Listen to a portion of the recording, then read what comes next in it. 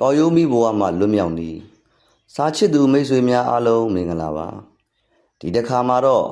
စားချစ်သူများကိုကောက်ရိုးမိဘဝမှာလွတ်မြောက်နိုင်မဲ့နီလန်တချို့အကြောင်းနဲ့မိတ်ဆက်ပေးပါရစေကျွန်တော်ကိုယ်တိုင်လည်းအရင်ကကောက်ရိုးမိပါပဲအလုပ်တစ်ခုခုကိုစိတ်ရှိတော့အချိန်ခဏအတွင်းသာလုပ်တတ်ပြီးဆွဲဆွဲမြဲမြဲမရှိခဲ့ပါဘူးဒါပေမဲ့အခုပြောပြမယ်နီလန်လေးတွေကိုတိသွားတဲ့အချိန်မှာကိုလုပ်တဲ့အလုပ်တစ်ခုကိုဆွဲဆွဲမြဲမြဲနဲ့လုပ်နိုင်ခဲ့ပါတယ်အရန်ကောင်းတဲ့နီလန်လေးတွေမျိုးစာချစ်သူတို့အတွက်တကယ်ကိုအကျိုးရှိစေမှာပါပထမဆုံးနီလန်ကတော့စတင်ချိန်မှာအရင်ကြီးမလုပ်ပါနဲ့လူအများစုဟာစိတ်လှုပ်ရှားနေချိန်မှာပန်းတိုင်ကြီးကြီးထားပြီးအရှင်အဟုန်ပြင်းပြင်းနဲ့စလုပ်တတ်ကြပါတယ်ဒါဟာအချိန်တိုအတွင်းမှာပဲလူကိုပင်ပန်းနွမ်းနေစေပြီးစိတ်တက်ကြသေးပါတယ်မိမိရည်မှန်းချက်ပန်းတိုင်ကိုအသေးစားလေးတွေခွဲလိုက်ပါဥပမာစာအုပ်တစ်အုပ်လုံးကိုတစ်ထိုင်တည်းအပြီးဖတ်မဲ့အစားတစ်နေ့ကိုစာမျက်နှာ9မျက်နှာ6မျက်နှာလောက်ပဲဖတ်မယ်လို့သတ်မှတ်လိုက်ပါစတင်ရတာလွယ်ကူလေးလေးဆက်လုပ်ဖြစ်ဖို့ပိုများလေးလေးဖြစ်ပါတယ်ဒါကြောင့်အလုပ်တစ်ခုခုကိုစတင်ချိန်မှာအရင်ကြီးမလုပ်ပါနဲ့ဒုတိယနီလန်ကတော့စိတ်လှုပ်ရှားမှုထက်အလေးအကျင့်ကိုဦးစားပေးပါစိတ်လှုပ်ရှားမှုဆိုတာအချိန်ခဏပဲခံပါတယ်အလုပ်တစ်ခုခုကိုအောင်မြင်အောင်လုပ်ဖို့အတွက်ကအလေးအကျင့်ဖြစ်ဖို့လိုပါတယ်စိတ်ပါမှလုံးမဲ့အစားမနက်9နာရီ10နာရီ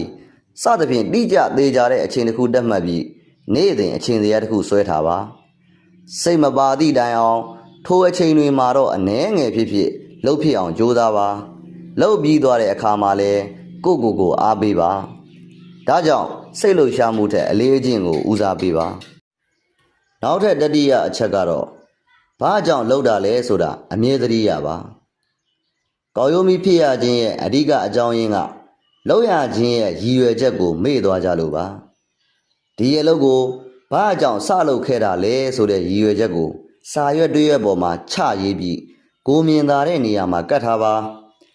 ဆက်လုပ်ဖို့ခက်ခဲနေတဲ့အချိန်တွေမှာအဲ့ဒီစာကိုပြန်ဖတ်ပါဒီလိုဆိုရင်ခွန်အားတွေပြန်ရလာပါလိမ့်မယ်ဒါကြောင့်မို့ဘာကြောင့်လှုပ်ထားလဲဆိုတာကိုအမြဲတမ်းရပါစရုဒ္ဓအချက်ကတော့ရလက်ထက်ဖြစ်စဉ်ကိုအာရုံစိုက်ပါပတ်စံအများကြီးရဖို့နာမည်ကြီးဖို့စတဲ့ရလက်ကိုပဲမျှော်လင့်နေရင်လိုချင်သလောက်မြန်မြန်မရတဲ့အခါစိတ်ပြက်သွားတတ်ပါတယ်ဒီနေ့လှုပ်လိုက်ရတဲ့အလုပ်လေးကအရင်နေ့ကထက်ပိုကောင်းသွားသလားတစ်ခုခုကိုသင်ယူလိုက်ရသလားဆိုတဲ့ဖြစ်စဉ်ကိုပဲအာရုံစိုက်ပါနေ့စဉ်တိုးတက်မှုလေးတွေကိုမှတ်တမ်းတင်ပါဒါဆိုရင်လှုပ်ရတာပြောစရာကောင်းလာပါလိမ့်မယ်ဒါကြောင့်ရလက်ထက်ဖြစ်စဉ်ကိုအာရုံစိုက်ပါ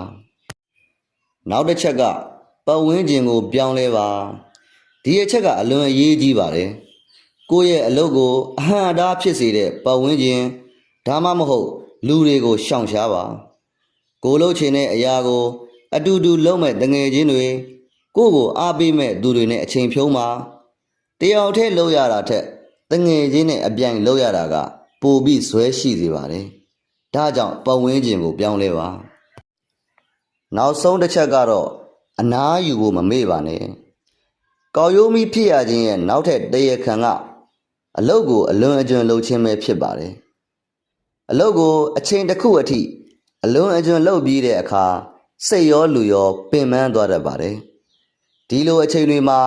အလုပ်ကိုညှီးငွေ့သွားတတ်ကြပါတယ်ဒါကြောင့်အနားယူပေးပါအနားယူခြင်းဟာအလုပ်ကိုရပ်တန့်လိုက်ခြင်းမဟုတ်ပါဘူးနောက်တစ်ဆင့်လုပ်နိုင်မှုအတွက်အားမွေးခြင်းသာဖြစ်ပါတယ်ဒါကြောင့်အနားယူဖို့မမေ့ပါနဲ့စာချစ်သူမိတ်ဆွေများခင်ဗျာအောင်မြင်မှုဆိုတာတခဏတာစွမ်းဆောင်မှုမဟုတ်ဘဲပြင်းရည်နေတဲ့ကြားကဆက်လုပ်သွားတဲ့ဇွဲတာဖြစ်ပါတယ်ဒီကနေ့စလုပ်ပြီးပြီဆိုရင်နောက်နေ့တွေမှာလည်းအနည်းငယ်ပဲဖြစ်ဖြစ်ဆက်လုပ်ပေးပါအဲ့ဒီလိုဆက်လုပ်နေခြင်းကသာလေကောက်ရိုးမိဘဝမှာလွတ်မြောက်ခြင်းရဲ့